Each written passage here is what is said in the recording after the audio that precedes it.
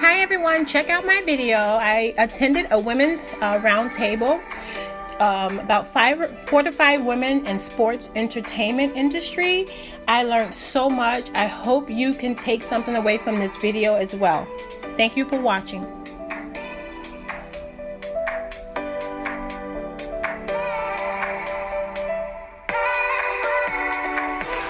You are at the Women Winning in the Sports Industry Roundtable and Networking event. The purpose of tonight is really to speak to women who are leading in the sports industry, who have experience navigating a male-dominated industry, and we know what that could potentially look like. So we want to really hear from you all and just one another, learn from one another. And I heard a lot of people in the room saying that you're at a point maybe of transition, or a point of trying to figure out, should I do this or should I do that? And so I look forward to hearing from you guys. Are you ready to get started?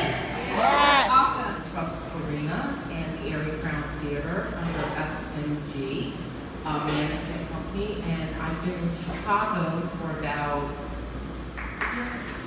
I'm Colleen Quinn. I work for the United Center. I'm the senior marketing manager of the United Center. I've been here about 6 years now. Before this, I was at the governor's office and then the Shed Aquarium as well. But this was kind of my goal to work in this industry. So I'm happy to be here and happy to be with you. I'm Lovins. I'm Director of Service and Retention for the Chicago Blackhawks, and I've been with the Blackhawks for 10 years. I work for the Chicago Bulls, Director of Entertainment and Events.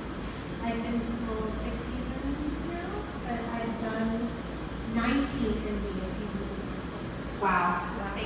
I've grown up in sports. I think I was born a natural leader, and I'm very competitive, and so sports felt like the natural choice for me. But I think there was this one moment where I was working in the governor's office, and I was at that time sitting in a meeting for DCFS, and I was like, we were talking about some things, and I was like, I don't belong here. And so then at that point, I was like, I need to get aggressive and be somewhere I belong and where I want I'm to. never gonna.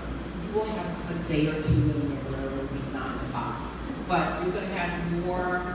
I can't put that happy hour with you. Okay, I might be a little late for Easter dinner, but I'll be there. So you have to have that passion. You have to. I think you have to know that you could not be doing anything else because it's going to take a lot. Each week I go into it with personal intention and a professional intention, and by the end of the week I like to come back to that, reassess, did I meet this goal, did I not meet this goal, just so I keep in mind the things that I want to accomplish. Sometimes I don't meet that goal in that week, but I make it a point to meet that goal the following week or within that month, and I'm realistic with myself on those times. Any other good tips on this? Well, I will say, I've got this perception of how I want to appear to my boss, my coworkers, you today. So I make the time, no matter how long I worked yesterday, I make the time to get up, make sure my shirts are ironed, that I can take a shower, that I can put my makeup on the way I want it to, so I can feel good about going into today, knowing that today is going to be a long day or has multiple events, and you just carve it out. Again, find a way to each sort of. I think communication is super important with your team and with your boss, and so that you can carve out that time for yourself. To your point, you have to be good for yourself before you can be good for anyone else. And so if you're setting an example for your team. My first career job was working in the records for Sony Music. Very much people done. Very, very much. And I think one of the challenges was, not only as a woman, but as a woman of color, to not pigeonhole into what you can do, what they thought my capability was. So I felt like I was constantly having to push the agenda that you cannot just put me in urban music. I cannot just sell hip hop. Please, let me do something else. And actually one day had to sit down and have a conversation with the VP to want to do everything. I want to touch everything. I want to touch country and label as, you know, the word. But I say dismiss that and be okay and be comfortable with stating, this is what I want, this is where I want to go, and either you're going to help me in your head, not out loud, but you're inside, either you're going to help me, or I'm going to push my way around you or through you to make it happen. That's right. I love that, advocating for yourself. Yeah. I can second what Jamie said, but I will say there are moments here that are super humbling where I'm in a senior leadership meeting and I just look around the room for a second and I realize I'm the only woman in this room, and beyond that, I'm the only Asian woman in this room, and beyond that, I'm the youngest person in this room. So I think a big challenge for me was speaking the truth, speaking what I felt was the truth, and being respected and building that trust with ownership and leadership, and having them be respected or receptive of my ideas and moving these things forward. And For me, I would say two things. To be like part of the solution, propose the solution. You see an issue that could be solved and be better and make the company better in X, Y, or Z way, and propose that in a very professional way that can then, provide X results. And I think if you can prove that, and you've been historically good at your job, then I think you can put yourself in a really good position to advocate for yourself. That's a good point. It may appear as though you're confident, but when you close the door, do any of you have to almost give yourself a pep talk? Or what have you done? Books, mentors, how have you helped? And even if it's not right now, in the past, can we take it back a bit to help for someone in the room and myself today? Go to the gym or dance or do whatever it is that makes you feel good, because it makes the biggest difference in the world to come in refreshed with the circulation moving. Also, get involved in extracurricular activities, join clubs or groups, or it really, really brings you out of your shell. You get so comfortable in the office that you start to mess with your own mind and you start to doubt yourself, and then people cut you out of meetings, or maybe they're not cutting you out of meetings, you just weren't there when the conversation started organically. So again, it's just building that confidence, getting involved, feeling like you have self-worth. That's where it all starts. I like that. I feel like the elder statesman up here. We'll take it, right? Every day I have to, I look at myself in the mirror and I know this is going to sound corny, and I say, you're enough. You have to say it every day, you can say it every day until you feel it. That you are enough, who you are is enough.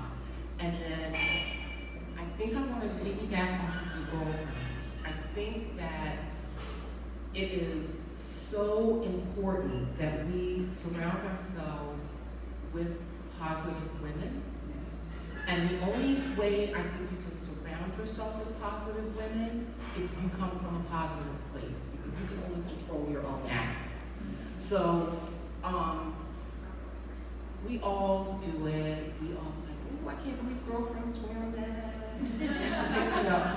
And that's fine. But when we're in a business setting, it is so super, super important that the women that we respect and the women that we want to get to know, that we stay positive with them, and that we can also be honest.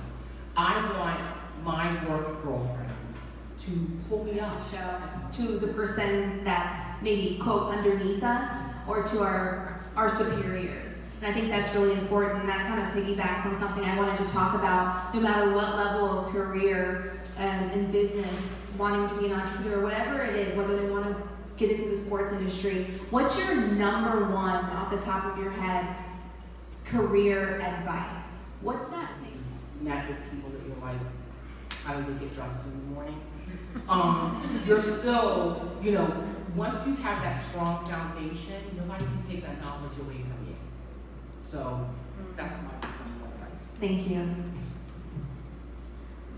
I want to hear from all of you guys on this one. Don't we want to hear from all of them on this one? Just even if it's a snippet, please. I think I said it earlier, but for me it was like, stay fearless. I came on here 6 years ago as a marketing associate, and from that I grew to a marketing coordinator, and then to a senior marketing manager. In those 6 years, I haven't had a boss who isn't the senior vice president of the United Center for 4 of those 6 years. So just carve the niche that you want to be in and create that opportunity for yourself, because you need to take initiative, because nobody's going to bring it to you on their own. You know what you want, you have to go after it.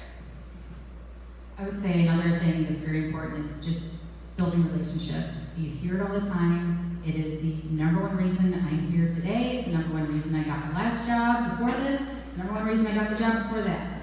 That is how life works, and if you avoid that, you're going to work with again. It happens. Absolutely. The world gets so small. Yes. I think that's a cultural thing also with my upbringing. I think it's important to, my mom taught me this, always stay gracious. Yes. Do the work well enough and badass enough that it speaks for itself, that you don't have to say anything about it. Let other people speak about you, let your reputation speak for itself. I think that's important, especially in this age of social media, and everybody can be a star, and I get that. But I think it's important to stay gracious. You didn't get there by yourself either. Your team helped you. Still very new, and email addresses were very new, and I was working as a sponsorship salesperson for the Chicago Wolves, and I was researching what other teams had done, and I was researching who were on those teams, meaning the front office staff. And I came across a name that I recognized from the city I grew up in, and I worked with this person, and I thought, there's for sure nobody else in the world with the same name. I emailed him, and we reconnected, and that brought me into my next role with the Washington Nationals. And I mean, again, researching and just going through names, lists of names, and I mean, you just never who you're going to come across, and you can reconnect with anybody, it doesn't You're in matter. the right place at the right time, where the opportunity's there, and it presents itself at the right time. I mean, you make your connections, like Julie said, like never burn a bridge. You never know who you'll circle back to later in your career. And I feel like it's because, again, the reputation speaks for itself, the work spoke for itself, that when a new opportunity presents itself, it's just, you're in the right place at the right time. I think at least that's how it worked out for me, like, in sort of just every step. So you know, here, I feel very humbled being on the stage with you ladies. To Julie, to piggyback off of what you said, when my first job out of college was with CBS Radio in New York, and it was affiliate relation, it was corporate, it was, you know, whatever. Hopefully this will entertain you guys. So at that time, the side of the building that I worked on was radio and records. This is long before you guys were even thought of. And I would get on the elevator in my little corporate outfit, and then the doors to the 13th floor would open. You would hear music blasting and women walking around in like leopard print and jeans, and I was like, that's me. So I took an opportunity when they had a program we were selling that had to deal with black radio. And in my head I thought, I can call someone on the records floor because they do promotions and ask if somebody will help me navigate the world of black radio. And that's what I did. And built that relationship from there. I literally cold called. Didn't know if I was going to get the person on the line, the vice president of promotion. And you know, I said, oh, you know, this is Jamie, I'm with CBS Radio. Talking, and that had been my experience, my expertise for a while.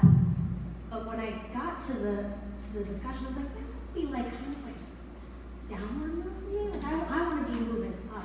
And so I took the meeting, and yeah, I can do all of that, you know, in my sleep. But then here's how I'm going to help you revamp your whole show and take over your whole department. And this is what I'm going to need. So you can leverage, here I come, and so you can leverage and be creative and take advantage of those opportunities when they can present themselves to you, as long as you have it laid out properly and you know what you're talking about. I hear this because it is different. I think working for the United Center, in October, we had maybe 2 days that were dark where nothing was happening, but in reality, we probably had something in the concert club that our ops team had to manage. But it's amazing because it'll be a Bulls game one day, it'll be a Blackhawks game the next day, it's Andrea Bocelli, and then we have Jay-Z the next day. So every day is different, there's so much variety, there's so much opportunity, and it's just great to come into work every day and see different people in the venue. I'm gonna just piggyback on that, just ask a follow-up question really quick before we continue. How do I say this? Who should stay away from your type of field? If you're not looking for this or that, because I think this is a good time when you can also cancel out stuff. For 12+ hour days or 14+ hour days, you should not be in this industry. If you're okay with getting 4 hours of sleep sometimes, maybe a little bit less, you can do this. That are starting families and work, when your life has to be on a routine or a schedule, this industry will be very difficult, especially as a woman, I would say. Unless you have nannies and things like that. But I mean, that would sort of personally my why of like why do I love my job and why do I do this? Sports brings entire cities together. Like you have north side, south side, all the neighborhoods in Chicago, different races, different sexes, but everyone can come together to talk about sports. And when something magical happens at a game, something legendary and crazy happens at a game, you can say, I was there. We were all there. I saw it live.